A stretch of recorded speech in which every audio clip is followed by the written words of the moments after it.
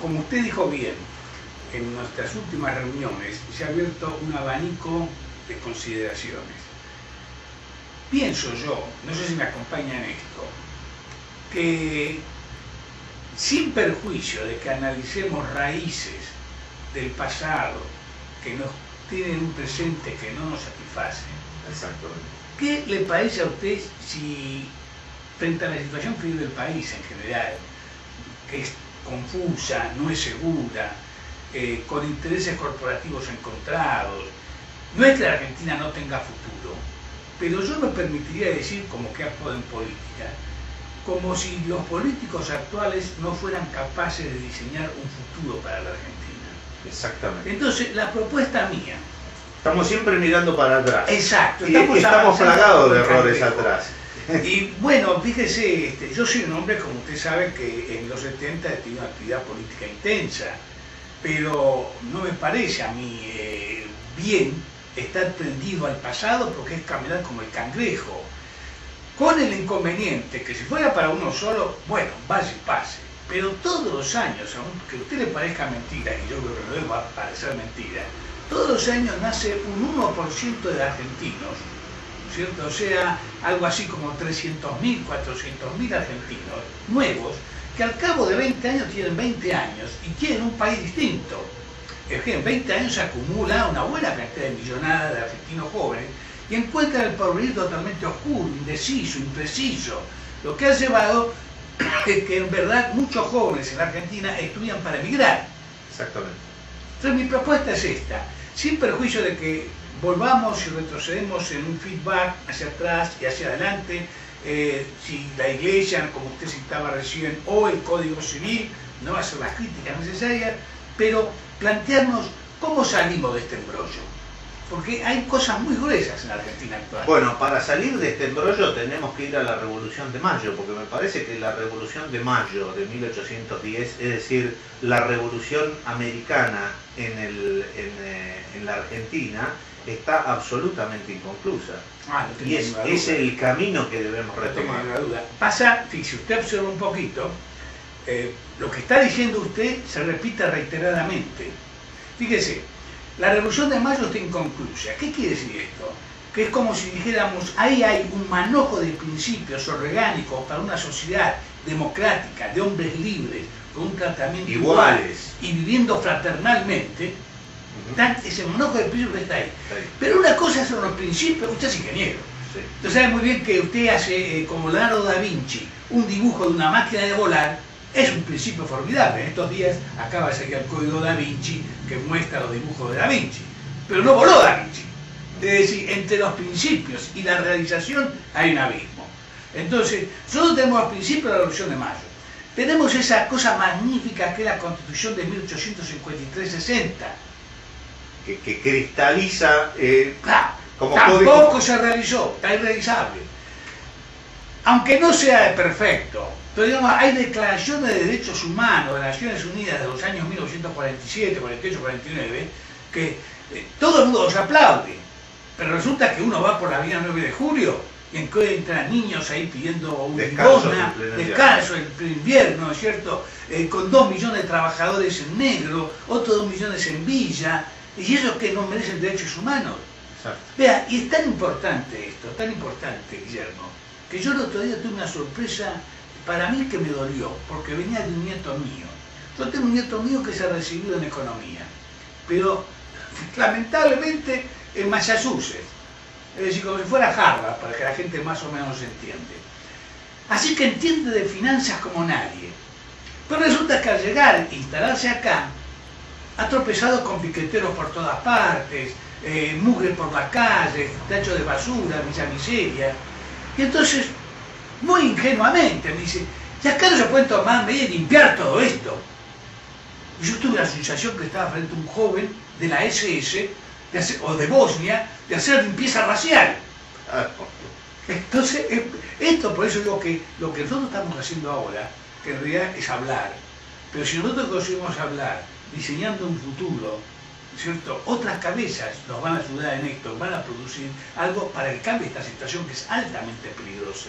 Fíjese lo que acabamos de hacer recién, reestatizar Aerolínea.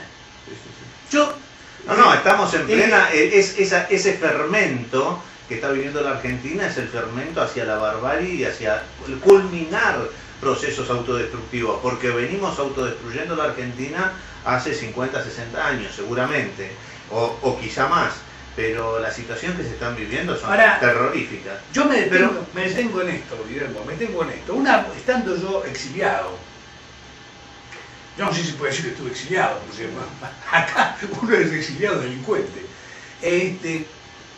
me encontré con un chileno que hacía reclutamiento de personal CEO, de primera categoría.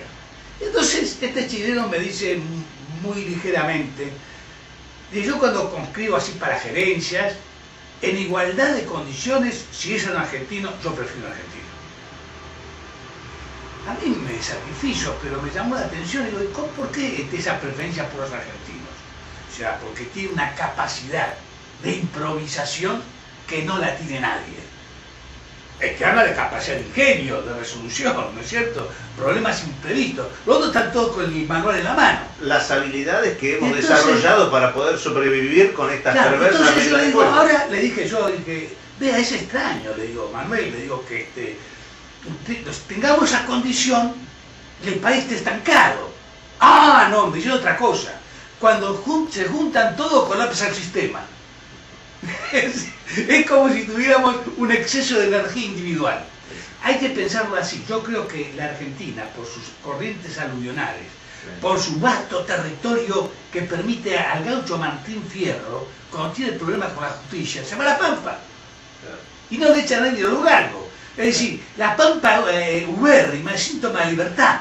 Entonces eso genera, digamos, un individualismo en la Argentina fenomenal. Fenomenal. Sin ningún apoyo. Ha visto lo que ha pasado usted en las Olimpiadas. Acá han salido cada uno con esos dos que corriendo en bicicleta, que autoalimentados, y ganó la medalla de oro. Es decir, todos los días muestra la Argentina eso, a nivel intelectual, a nivel físico, así como tiene individuos de primera calidad. Pero mi amigo el chileno tiene razón. Cuando se juntan, colapsa el sistema. Entonces hay que prestar atención al sistema. Exactamente. ¿Qué cables están conectados para que se produzca cortocircuito? Yo creo que es el reglamento de juego. Claro. Y yo insisto que es el reglamento de juego. Usted lo dice muchas veces esto. Usted ve que está nada más, yo lo veo a veces, pienso si Guillermo no será obseso. Siempre está con el Código Civil. Y me digo a mí mismo, este hombre se sabrá el grado de verdad que posee. Porque resulta que el Código Civil, la raíz de la palabra, creo que ya lo he dicho en entrevista, es de civilización. Si el Código Civil está mal montado, aunque sea un punto, el edificio de la civilización puede deteriorarse y tener inconvenientes. No, además, como hablábamos de Savigny, el derecho fluye de la historia. Por eso David Hume decía que la civilización es un aprendizaje de la historia. O sea que el derecho es algo en continuo movimiento. Si lo cerramos y lo enfrascamos en un código cerrado, estamos impidiendo ese camino. Y es una cuestión extraordinaria ver cómo todos los países codificados han quedado en el atraso más absoluto, ¿no? Y si me permite saltar de una punta a otra, esa legislación, yo llamaría al Código Civil la legislación de los usos y costumbres. Exactamente. Es interesante observar que en el Código Civil expresamente un artículo en donde se prohíbe validez a los usos y costumbres. Exacto. La verdad curiosa, o sea, los estudiantes lo leen, los profesores también, como diciendo, bueno, si una ley dictada por el Parlamento, gente ilustre, 300 personas que han levantado la mano, que además pasa por el tamiz del Senado, y además pasa por el ojo avisor del presidente de la República y tiene que salir en el boletín oficial, eso tiene que ser mucho mejor que un uso y una costumbre. No, en verdad no es así. Bueno, eso es no comprender que la República romana, Roma republicana, tenía derecho consuetudinario, y las sociedades exitosas tienen derecho consuetudinario, o sea, derecho de costumbre. El código fue después de la ruina de Roma. Exactamente. Este es el asunto. Exactamente. Uno toma el Código Civil romano, pero en realidad es una cosa ya había muerto. Claro. Esa Roma republicana, democrática inicial. El abandonar el derecho consuetudinario en Roma y sumarse al derecho positivo que instala Cicerón es lo que genera un desorden jurídico total, la caída de Roma y entonces después la necesidad de codificar y de todo este desastre legislativo armar algo. Es lo que se debería hacer en la Argentina con 250.000 leyes que tenemos. Pero creo que no sería bueno la codificación. La codificación ha demostrado fehacientemente ser y llevarnos a la ruina. Vea, es una cosa que cualquier persona la va a entender, inclusive siendo abogado como yo la puede entender mejor. Que la codificación tiene algunas virtudes que no pueden ser negadas, pero necesariamente es el máximo maximorum del poder coactivo. Exactamente. Entonces hay que reconocer necesariamente todo derecho, aún el consuetudinario, tiene como viga maestra la fuerza. Es decir, aunque sean usos y costumbres, si el uso o el que ejercita cierta conducta es contrario al uso, recibe la reprobación social. Es la fuerza que pesa sobre él y lo lleva a abstenerse a violar el uso y costumbre. Pasando al organismo político democrático del Estado moderno, esto se potencia, no al infinito, pero es como pasar, digamos, a calentar agua con carbón a calentar agua con energía atómica. El poder que adquiere el Estado moderno ya hace a la sociedad casi reglamentaria. Exactamente.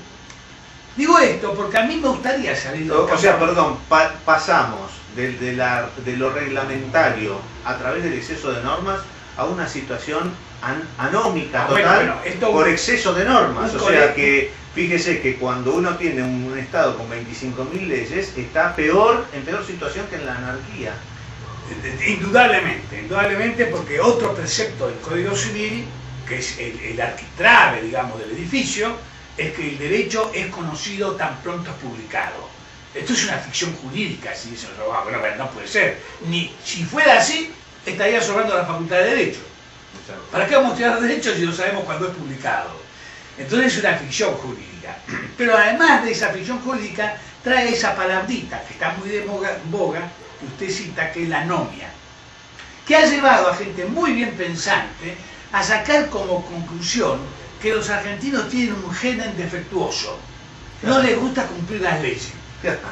Las leyes son pero por inmorales, como decíamos ayer, cuando las leyes no se ciñen a ese principio fundante y fecundante de civilización, que es la Declaración de Derechos, entonces son leyes inmorales. Y a nadie le pueden pedir que se suicide, por lo tanto la gente no cumple las leyes. Claro, para que el que nos está mirando no crea que es tan dramático que hablar de suicidio, vamos a una cosa sencilla. ¿Cómo no es un suicidio? Vamos a los impuestos. ¿Qué son los impuestos? Claro, es meterte y suicidarte. Ponerte un revólver y apretar el gatillo, porque encima la gente, yo le digo a toda la gente, encima vos vas y pagás.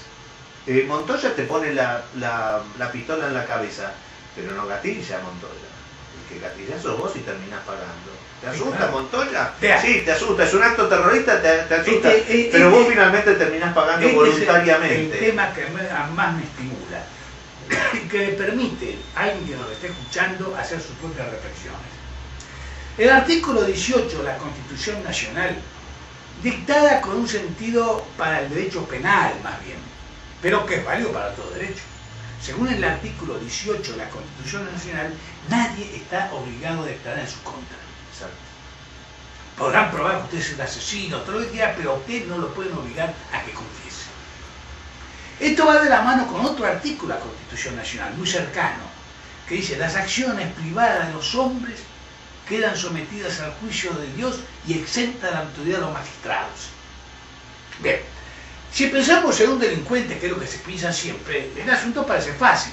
Pero ahora vamos a un hombre que quiere ganarse la vida y se da cuenta que en su comunidad a la gente le gusta la pizza. ¿Qué él hace? Una pizza de mozzarella, pero muy especial, que inventó él. Y entonces él se pone a vender pizzas.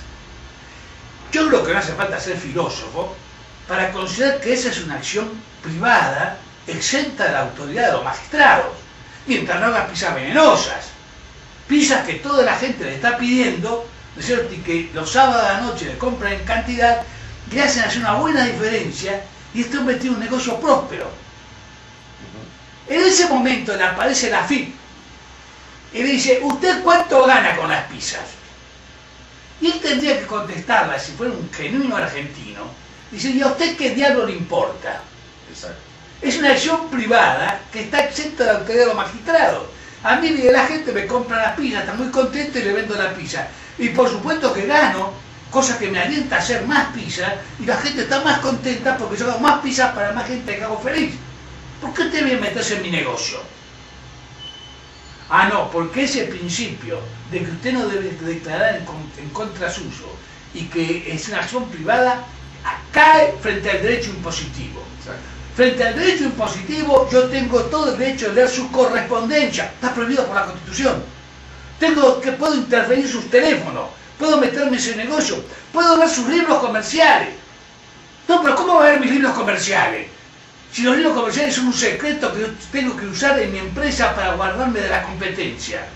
No, usted esté tranquilo que yo no voy a contar lo que vi en sus libros. ¿Cómo voy a estar tranquilo? Secreto contado, secreto revelado. Toda esta es una estructura totalitaria. Totalitaria, exacto. Destructor de la libertad. Lleva a la novia, nos hace delincuentes.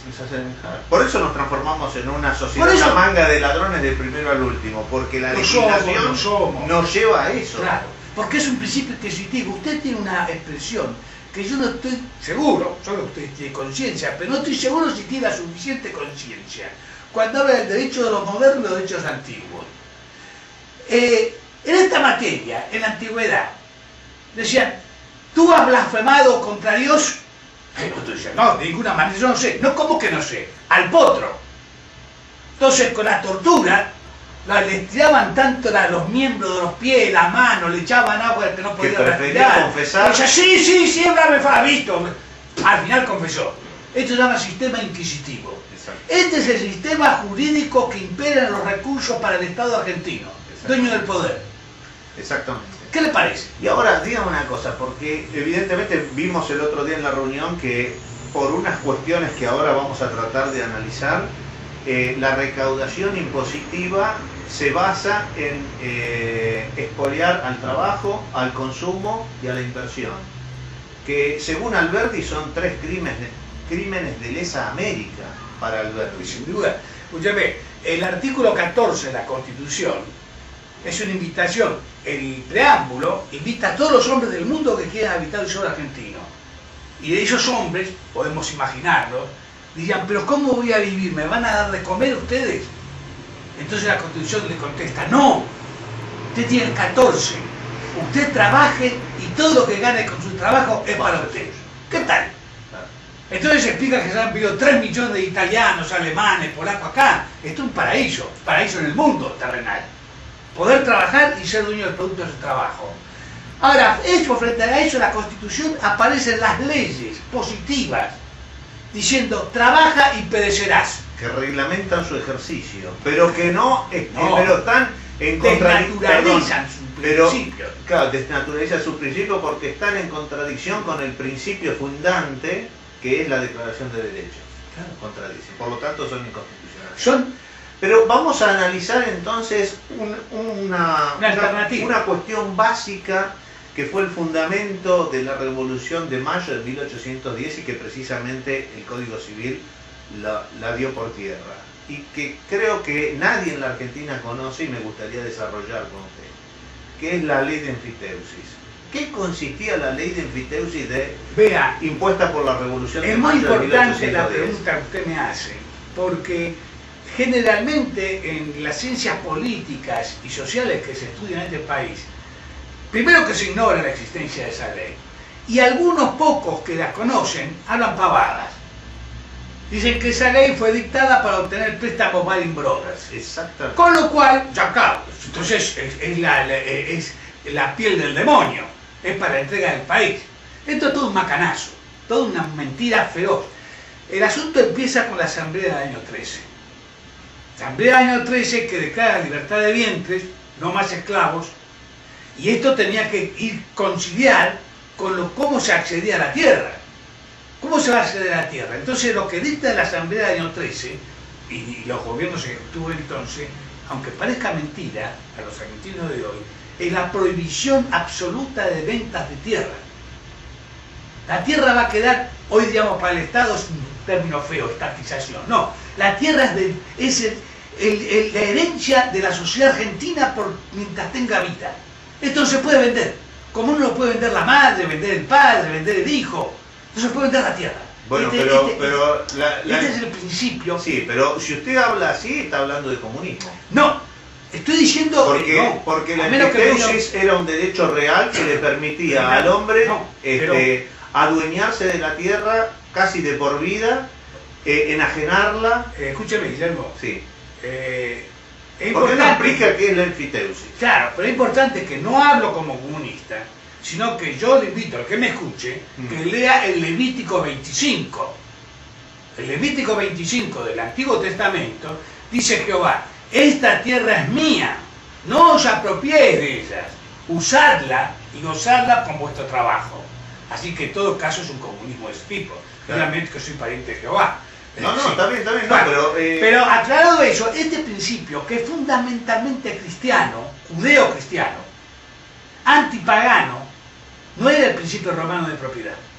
Porque, perdón, yo creo que la gente ha caído en el comunismo por desconocer lo que es el derecho de empiteusis. Sí, claro que sí. De la Revolución de Mayo, que también es la Revolución de América. Pero escúchame, cuando usted priva a cualquier animal, mucho más al ser humano, lo priva de acceder a los recursos naturales, usted tiene un lío en el gallinero. Lo está acorralando, está acorralando a la bestia. La palabra lo dice, lo está acorralando. Exacto. Lo está metiendo en un corral. Exacto. Y bueno, de ahí tiene que haber la rebelión de la granja. Exactamente. Y de esa rebelión de la granja, pues tomará cualquier forma como escribió Orwell. Bueno, ¿por qué no me explica la empiteusis? Porque le explico, no solo yo le digo esto que es comunista, porque Mitre también creyó que era comunista. Lo dijo.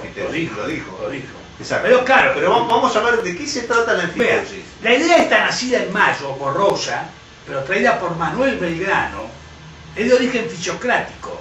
Los fisiócratas... De la escuela de Salamanca la trae. Él la trae de la escuela de Salamanca, pero la escuela de Salamanca la había tomado de los franceses, Quesnay, Moquet de Dupont y otros franceses más, que no lo tenían bien en clara las cosas, pero fueron los primeros que atisbaron que todo ser humano, para ser ser humano individual, tenía que tener un acceso parejo a los demás seres humanos a la tierra. Y la ley de empiteusis venía a enfrentar a la situación feudal del dominio de la tierra, digamos. Claro. Era una revolución a los feudos, un cambio. Sí, pero digamos una revolución contra los feudos, pero en verdad tardía contra los latifundios romanos. Contra los latifundios romanos. Es decir, era el derecho cristiano que empezaba a emerger contra el derecho pagano romano. No se olvide que el derecho pagano romano, el dios era César.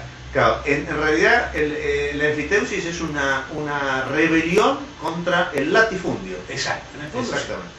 Entonces la Revolución de Mayo, imagínense, estamos hablando de 200.000 personas para un territorio todavía por conquistar.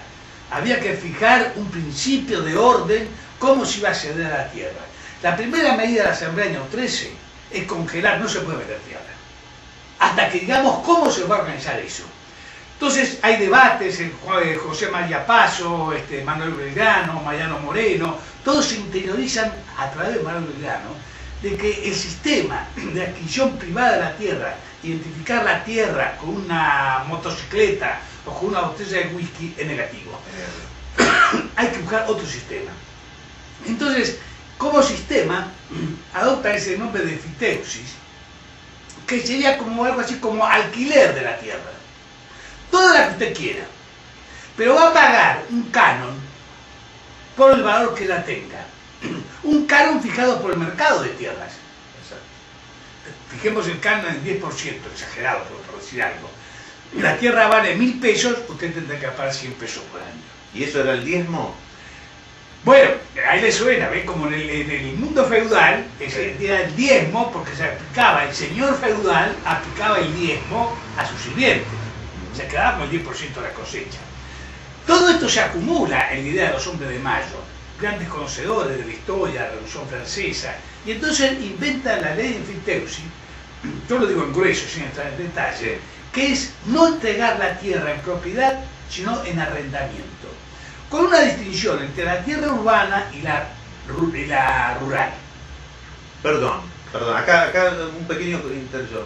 no es que daban la tierra en propiedad, pero el dominio quedaba en manos del Estado. Correcto, se puede decir. Por eso lo que discutimos el otro día respecto de la propiedad y la propiedad romana, lo que estoy diciendo con este lenguaje eran las capacidades productivas de la tierra. Lo que estoy diciendo de este lenguaje es más bien para que el que está enterándose de estas cosas capte lo que yo quiero decir. Pero ¿sabe qué pasa? Que es muy interesante porque si nosotros vamos al verdadero sentido de propiedad, que es la capacidad productiva del bien de producción, qué propiedades tiene de producción, entonces podemos coincidir en que la propiedad era de las personas, pero el dominio era del Estado. Bueno, por lo tanto, la idea de propiedad privada subyace. Sí, y entonces no caemos en el comunismo. Por supuesto. La creación suya es totalmente aceptable, sobre todo frente a esas prevenciones que existen en la actualidad. Pero esto es comunismo. Entonces la aclaración suya lo veo que es útil para eso. Cosa que es como si dijéramos cuando hubo el problema de los hielos continentales en la Argentina. Todos los argentinos estuvieron a favor, ¿no es cierto?, de que el territorio argentino no se podía ceder así nomás de cualquier manera a Chile. Hubo un arbitraje, una serie de cosas. Es decir, hubo toda una sensibilidad. ¿Por qué? Porque el dominio del territorio argentino es de los argentinos, es la base de la vida de los argentinos. Ahora, esta idea, que la idea matriz es correcta, se desdibuja cuando pasa al derecho privado. Entonces lo que vino a hacer la ley de enfiteusis, armar un esquema de acceso a la propiedad de ese pedazo de suelo, pero manteniendo la sociedad argentina el dominio. Exactamente, pero porque ahí empieza a sonar mejor la cosa. Pero además de mantener el dominio, porque hasta acá estamos a la mitad del sándwich nomás, y un sándwich a dos tapas. Sí. La otra es que, vea, la tierra no es gratis. Bueno, había que pagar un canon. Claro. Una especie de arrendamiento, una especie de... Se imagina que cuando la tierra es prácticamente baldía, el canon es próximo a cero. Exacto. La diferencia la ve usted entre un terreno en el centro de Buenos Aires y un terreno en Chubut. Exactamente. O como yo a veces le digo a mis alumnos, tengo suerte, un tío mío ha muerto, me ha dejado 50.000 hectáreas. ¡Qué barbaridad, qué suerte! ¿Dónde está? En la Antártida. Eso no vale nada. Claro. Y el otro dice, yo tengo un tío amarrete, apenas me dejó 250 metros cuadrados. ¿Qué vas a hacer con eso? No sé. ¿Dónde está? En Florida y Corrientes. Sí. Entonces, acá me regaló un tesoro. Es decir, entonces el valor de la tierra, ese asunto es fluctuante. En función de que cuanto más gente venga, cuanto más capitales inviertan, cuanto más se demanden, más aumenta ese crédito, ese valor.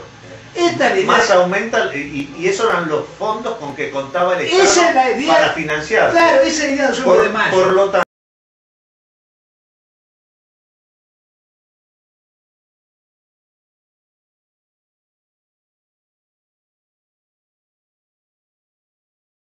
es porque respetan el trabajo. Claro. Lo genial de los hombres de mayo es que estaban siendo un quinto partido por la mitad, y el imperio en ese momento, el imperio era el imperio español.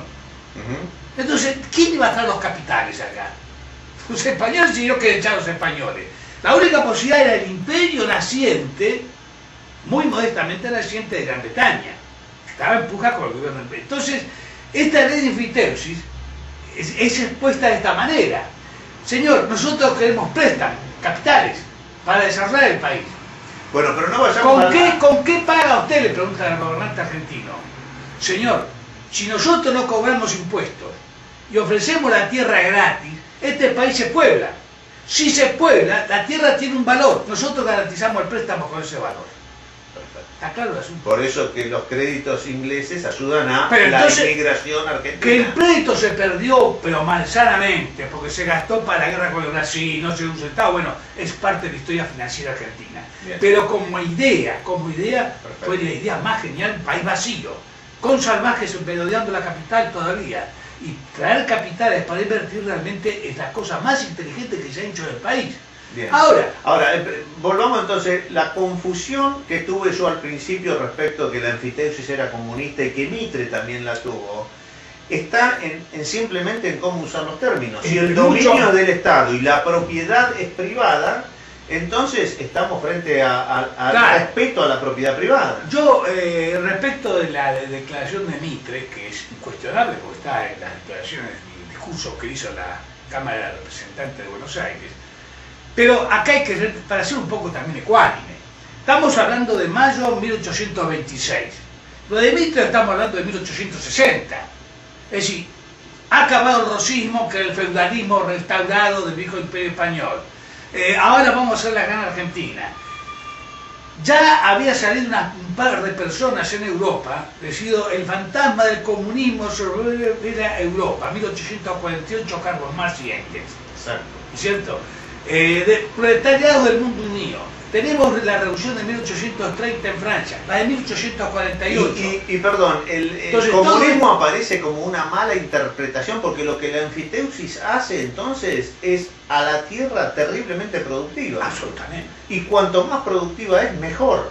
Para todos. Pero yo le cuento estos hechos de la época que distorsionan, es como un vidrio que opaca la visión, sumado a que interín, desde 1826 hasta 1857, se usó acá, de muy mala fe, la ley de enfiteusis para acaparar tierras. Claro. Entonces, cuando Mitre está en esta situación, se encuentra con que la tierra conquistada ya está repartida.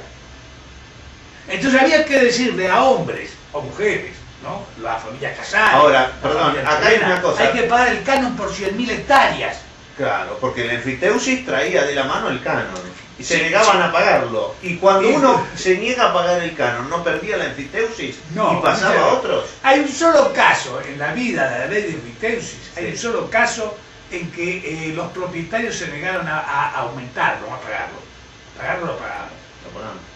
En 1838, Rosas tenía un problema del presupuesto en 1838.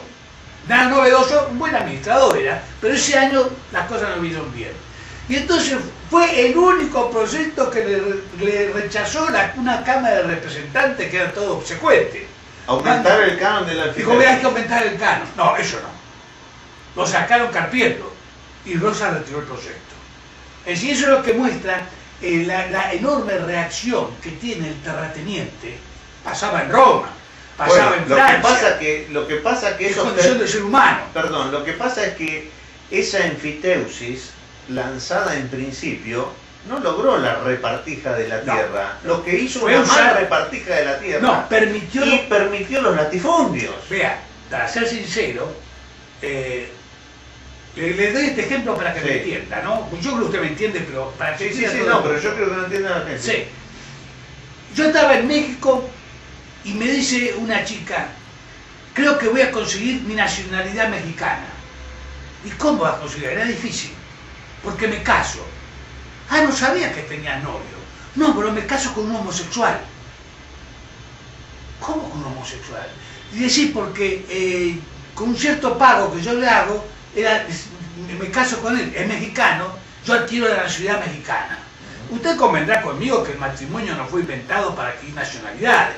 Bueno, se hace ahora en Estados Unidos. Sí, pero no fue inventado para eso. Sí. Entonces, el que hace eso, en latín se dice, hace en fraude legis. Usa la ley pero para un fraude. Exactamente. Eso le pasó a la enfiteusis. Exactamente. La enfiteusis creada para repartir bien la tierra y para tener buenos recursos del Estado sin castigar el trabajo. Nada más para que la tierra sea productiva. Claro, pues bien usada la tierra. Y que sea el venero del tesoro del Estado, fue usada fraudulentamente para acaparar tierras.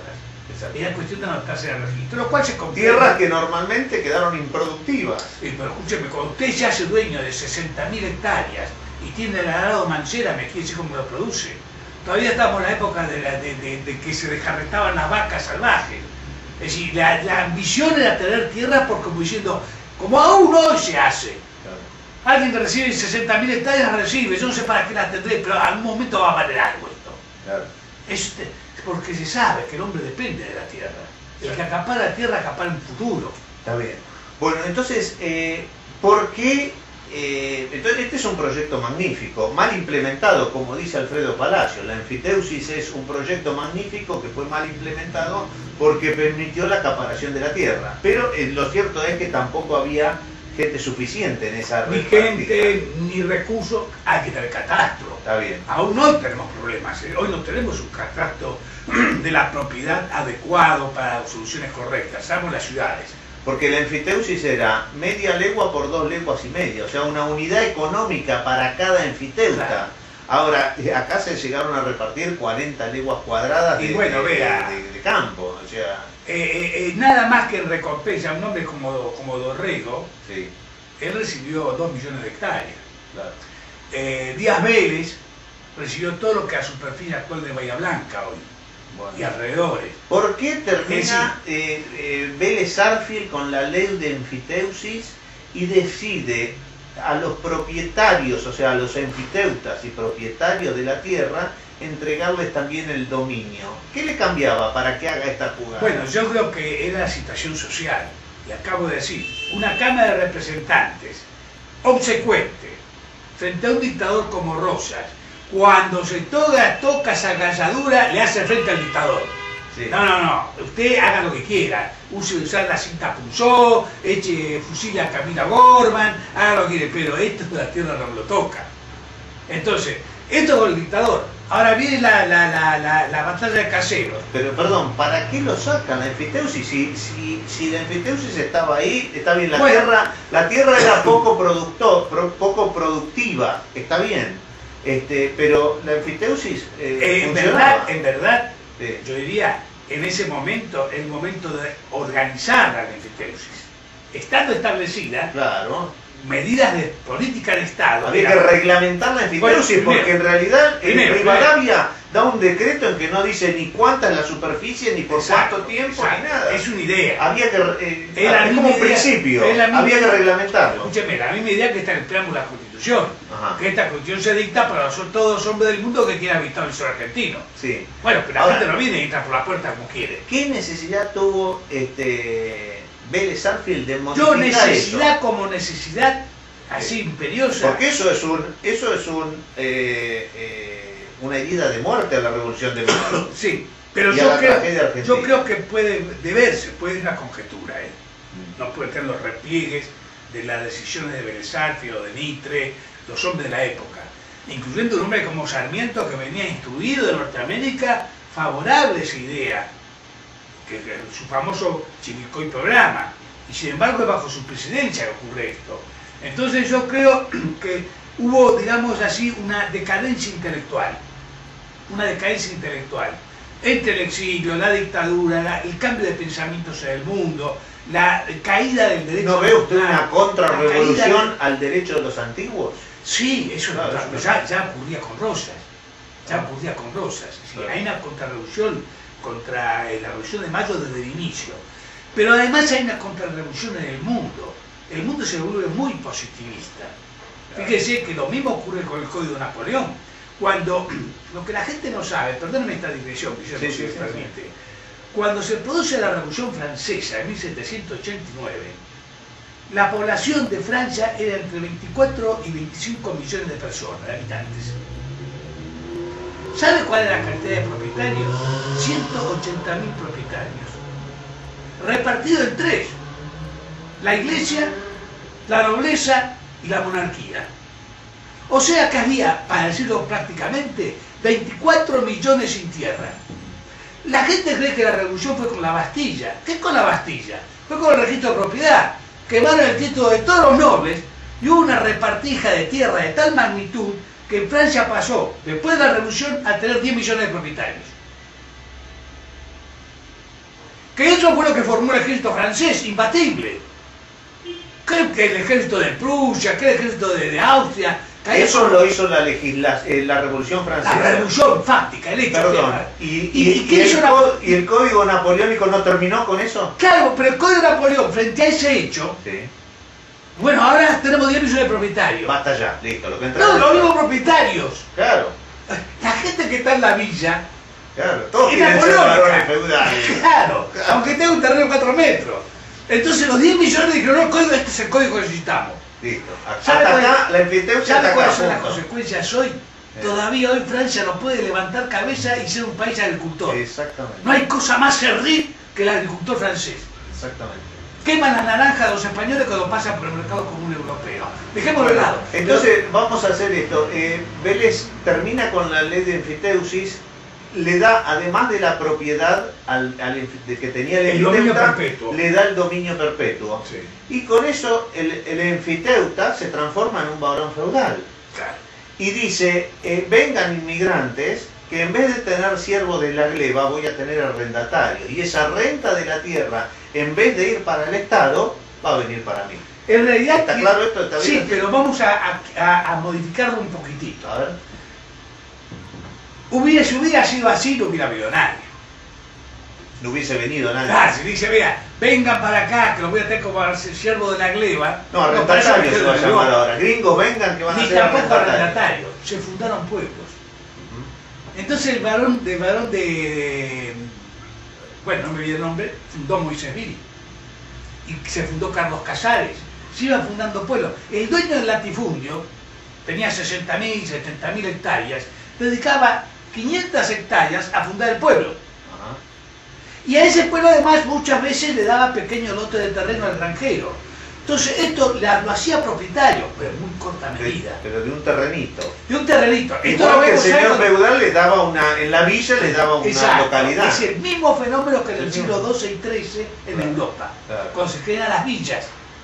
No había villas en Europa, pero los monarcas, para hacerse de recursos, inventaron las villas. Le daban, y por eso hay un dicho en alemán que dice, el aire de la ciudad hace libre. El tipo fundaba la villa, el señor feudal, y ahí nacía el comercio. ¿Cómo dice el costo? ¿Cómo decía el...? El aire de la ciudad hace libre. De Luft und de Stadt macht frei. Ajá. ¿No? Entonces el aire se hace libre, porque no había impuestos y le daban los terrenos. Y nacieron todas las villas que conocemos como la villa de Champaña, esa explosión que hubo en el siglo XV y XVI en Europa, Exacto. que se debió muchísimo más a eso que a la plata venida de América. Está bien. Bueno, la plata es plata, no es nada. Lo otro es trabajo y producción. O sea que Vélez Sarsfield con el código vino a instalar el antiguo régimen en Exacto. el corazón de la revolución. En el corazón de la Fue una contrarrevolución. ¿Eh? El Lamentablemente volver a los sí. antiguos. Lamentablemente sí. Y así Ahora, se creó esas familias patricias, porque me llamó la atención usted cuando dijo querían, Vélez Sarsfield quiso una sociedad de patricios y que consiguió finalmente en la Argentina es una sociedad de proletarios, que siguen en busca de la revolución. ¿De qué revolución? No, pero lamentablemente... ¿De la revolución del socialismo del La- siglo XXI o lo que tenemos que buscar es la revolución de mayo de 1810? No, la de Mayo. O sea, La revolución de gente América. esa que lamentablemente es carenciada, sin embargo sufre los impactos de una desculturalización. Entonces, la democracia, cuando usted, es lo mismo que pasó en Roma, con la democracia, y usted no hizo una distribución de tierra adecuada, no le aparecen demócratas como Jefferson, le aparece el clientelismo. Todo este clientelismo es gente desheredada Exacto, y mina la democracia. exactamente. Por eso vino el golpe de Estado acá. No, toda la inestabilidad, la misma inestabilidad que hizo caer a Roma, vivimos en ese clima. Nada más en que versión abreviada. está soportada gracias a que hay alguna sociedad libre que genera una alta tecnología y nos permite sobrevivir en esas condiciones bárbaras. Bueno, yo diría, ni siquiera así, vea, cuando se estableció el régimen comunista en la ex Unión Soviética y en países satélites, se ignora que en realidad ese sistema planificado y centralista funcionaba gracias a los mercados negros interiores y al mercado capitalista externo. Lo mismo que acá, esta Por eso, sociedad entonces, funciona usted- gracias a la villa... A la villa y que la gente tiene Y sus los dólares mercados en Bahamas negros. y tiene sus dólares en Bahamas. Claro, claro. Porque este sistema te lleva a la improductividad, así como la enfiteusis te obligaba a ser productivo, la enfiteusis te obligaba a producir por la tierra. Pero lleva una cosa peor, ¿Qué? a la picardía criolla. Bueno, por supuesto. Echa la ley, echa la trampa. Venena la moral. Veneno a la moral. Es la ley del Destruye. viejo Vizcacha. Exactamente. Entonces acá el que es el viejo Ahora, Vizcacha triunfa. Vamos a razonar. ¿Por qué la enfiteusis te inducía al crecimiento y a la producción y a la creación de riqueza? Además de que porque liberaba, o sea, no había impuestos ni al trabajo, ni al consumo, ni a la inversión, pero había a través de la ley de enfiteusis un claro estímulo a la producción y al trabajo. Bueno, esto solamente se puede entender si se tiene una visión más clásica de la economía. La visión clásica es cuando empieza la ciencia económica, que empieza ni siquiera con Adam Smith, ni menos con los mercantilistas, que estos, digamos, son comerciantes anotadores. La ciencia económica nace con los fisiócratas. Adam Smith daba sentimientos morales. Con la economía tanto tiene que ver como hacerse, fabricar violines, ¿no? No tiene nada que ver. Pero él acompaña a un... Perdón, pero sí tiene que ver. Bueno, porque si la moral es el derecho, la economía está ligada al derecho. Que la moral tiene que ver con la economía, sí. Lo que yo quiero decir, que lo que daban de Adam Smith no tenía nada que ver con la economía. Por supuesto. Él habla de virtud por lo que hoy entendemos era por economía. profesor de virtud moral. Esas cosas de la vida. Un duque viaja a París y quiere que él lo acompañe para conocer París. Yo digo, un hombre relativamente joven, bueno, París vale una misa, también acompaña al duque. Cuando él llega a París, se encuentra... Estamos hablando de Adam Smith. Estamos hablando de 1760, con toda precisión, donde Adam Smith era un perfecto ignorante de la economía. Y llega a París y se encuentra con un grupo de personas, como podemos ser nosotros, esos pequeños grupos fermentarios, que eran los fisiócratas franceses.